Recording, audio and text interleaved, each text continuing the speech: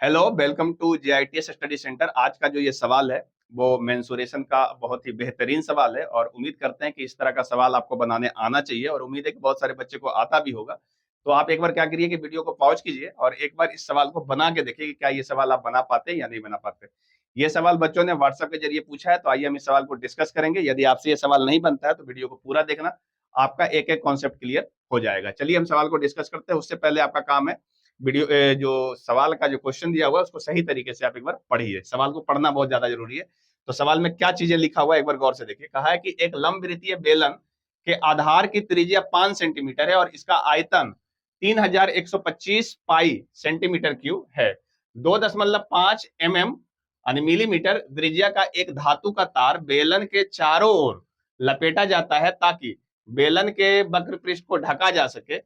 और कह रहा तार की लंबाई जो है मीटर में कितनी होगी। ये ध्यान रखिएगा, मीटर में पूछा है, चीजें सेंटीमीटर और मिलीमीटर में दिया है लेकिन आपसे आंसर पूछा हुआ है मीटर में। इसका आप ख्याल रखिएगा, तब इसका जवाब मारिएगा। देखिए सवाल समझते हैं। सबसे पहले क्या है कि एक लंबवृत्तीय बेलन है। देखो लंबवृत्तीय बेलन जानते हो बेलन कैसा होता है। तो इस तरीके से जो आकृति का एक है 3D आकृति, इसको हम लोग बेलन कहते हैं, जानते ही होंगे। और इसका आयतन दिया हुआ है सवाल में। देखो आयतन कितना दिया हुआ है, 3125। यहाँ लिख रहे हैं कितना दिया हुआ है, 3125 इसका दिया हुआ है आयतन। और इसकी जो त्रिज्या है ना, लंबवृत्तीय बेलन की त्रिज्या R5 दिया हुआ है, सवाल में पढ़ लो 5 सेंटीमीटर। यहाँ पे देखो लिखा हुआ है, क्लियर है। अब यदि हम इसके आयतन की बात करें तो लंबवृत्तीय बेलन का आयतन का फॉर्मूला आपको याद है, पाई आर स्क्वायर एच होता है। इसको आप लगा दो, पाई आर स्क्वायर। देखो यहाँ पे पाई छूट गया है, ये 3125 पाई लिखा हुआ था, ठीक है।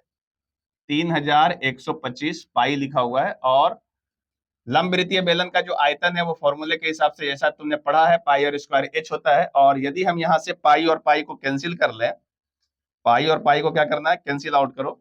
तो ये पाई और ये पाई कैंसिल आउट हो गया।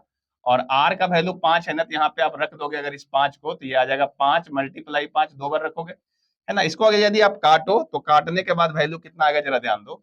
5 × 5 = 25 होता है। और ये अगर 5 से हम काटें तो ये 5 × 6 = 30, 5 × 2 = 10, 5 × 5 = 20, 625 आ रहा है। और इस 5 से इसको काटेंगे तो 125 आ जाएगा। तो यहाँ से एक चीज निकल के आया कि एच बराबर जो है 125 सेंटीमीटर है। ये जो एच आया है ना, ये एच लंबवृत्तीय बेलन की ऊंचाई आया हुआ है। ये आपका एच आया हुआ है ऊंचाई इसकी, क्लियर है। ऊंचाई कितना आया है तो 125 सेंटीमीटर, ठीक है। अब क्या बोला, एक पतला तार है, तार का भी त्रिज्या दिया हुआ है यहाँ पे 2.5 mm है। अब देखो चीजें mm में दिया हुआ है तो थोड़ा सा आप ध्यान रखना। तार कैसा है तो देखो इस तरह का तार है, बहुत लंबा तार है इस तरह का। और इस तार की जो मोटाई है वो mm में दिया हुआ है, त्रिज्या दिया हुआ है 2.5। तो इसका जो व्यास हो जाएगा, इसका जो व्यास होगा d, वो आ जाएगा 5 सेंटीमीटर। 2.5 सॉरी सेंटीमीटर नहीं, mm में दिया हुआ है, इसको ध्यान रखना। 5 mm मिलीमीटर, ठीक है। 2.5 जो दिया हुआ है वो त्रिज्या दिया हुआ है, तो इसका जो व्यास आ जाएगा वो 5 mm आ जाएगा। और इसका जो अगर मान के चलिए इसका व्यास हमने निकाल लिया है, तो वो व्यास क्यों निकाला उसका रीजन समझते हैं। देखिए अगर कोई भी लंबवृत्तीय बेलन है तो उसको आप जैसे सपोज मान लो कि ये जो आपका कलम है ये भी आपका लंबवृत्तीय बेलन के जैसा ही है, और ये वाला आपका जो है इसका निचला सतह है, ठीक है। अब इसमें मान लो कि हम तार लपेटते हैं और इस तरीके से तार को लपेटते जाते हैं, लपेटते जाते हैं, लपेटते जाते हैं, और यहाँ से शुरू करके एकदम यहाँ तक पूरा भर देते हैं।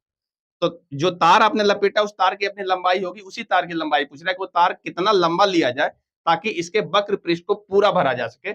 मतलब इसको आपको लपेटा लगाते चले जाना है, ठीक है ना। तो हम ये कह रहे हैं कि अगर इसको एक बार आप लपेटा लगाओगे, जैसे अगर तार को ऐसे एक बार लपेटोगे तो तार का जितना डायमीटर है वो इस पे डायमीटर आएगा ना, कुछ इस तरीके से। देखो मान लो इस पे हमने एक बार एक लपेटा लगा दिया, यहाँ से इस तरीके से एक लपेटा लगा दिया, तो तार जितना मोटा है वो इतना जगह इतना ले लेगा ना, ये जगह, है ना। और ऐसे ऐसे लपेटते लपेटते पूरा इसको ढक देना है, क्लियर है। तो कितना बार इसको लपेटना पड़ेगा ताकि इसका पूरा वक्र पृष्ठ जो है ढक जाए। तो कितना ऊंचा होगा जरा गौर से देखिए। इस तरीके से हम टोटल लगाएंगे, मान लेते हैं n बार लपेट दिए हमने। कितना लपेटा लगाया तो n बार लपेटा इसको। इस तरीके से 1 2 3 4 ऐसे करके n बार लपेटा है।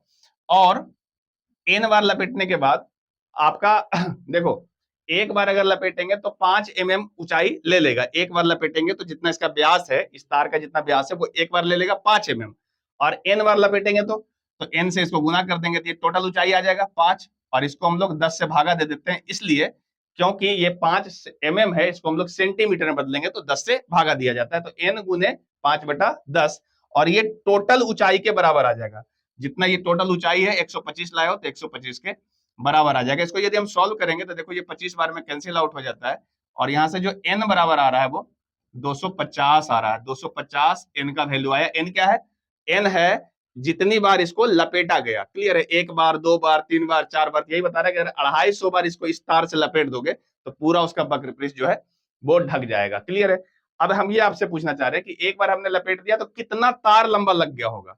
जैसे मान लो ये आपका बेलन है, तो इस पे एक बार लपेट दिया तो कितना तार लग गया, तो जितना इसका जो है आपका परिधि आ जाएगा उसी के बराबर आएगा जितना इसका एक बार लपेटने जितना परिधि आ जाए। अर्थात जो ये परिधि आ रहा है ना, यहाँ ध्यान दो, जो इसका एक बार जो परिधि आएगा, ये जो एक बार लपेटेंगे तो इतना ही इसका परिधि आएगा ना, और इसी तरीके से कंटिन्यू ऊपर तक लपेट देंगे तो ये परिधि है कितना, जरा उसको पहले निकाल दिया जाए कि वो परिधि कितना आया हुआ है। देखो तो वो परिधि कितना आएगा, तो परिधि होता है 2πr। क्लियर है? r का वैल्यू 5 है तो ये आ जाएगा 10π। 10π परिधि है। क्लियर है? एक बार लपेटोगे तो तार की लंबाई 10π हो जाएगी, 2 बार लपेटोगे तो 20π हो जाएगा, 3 बार लपेटोगे तो 30π होगा, 250 बार लपेटेंगे तब तार की लंबाई क्या होगी। क्या निकालने जा रहे हैं? तार की लंबाई। और कितना बार आप लपेटना है, तो 250 बार। तो 250 बार लपेटोगे तो 250 गुने 10π हो जाएगा, और इससे आ जाएगा 2500π। क्लियर है? लेकिन ये जो वैल्यू आया है ना, सेंटीमीटर में आया है, और आपसे उत्तर पूछा है मीटर में कितना होगा। मीटर में बनाने के लिए बच्चे इसको क्या करना है, आपको 100 से भागा देना होता है। 100 से आप भागा दे दो तो ये आपका 0 0 क्या हो जाएगा, कैंसिल आउट हो जाएगा। तो आपका ये जो सेंटीमीटर है ये कन्वर्ट हो जाएगा मीटर में। अब आपका उत्तर आ गया 25π, ये आपका मीटर में। तार की लंबाई कितनी है, तो 25π मीटर है। तो सही जवाब कौन होगा, ऑप्शन नंबर 1, यही इसका सही जवाब है। हम उम्मीद करते हैं कि आप इस सवाल को बहुत अच्छे तरीके से समझ के आए होंगे।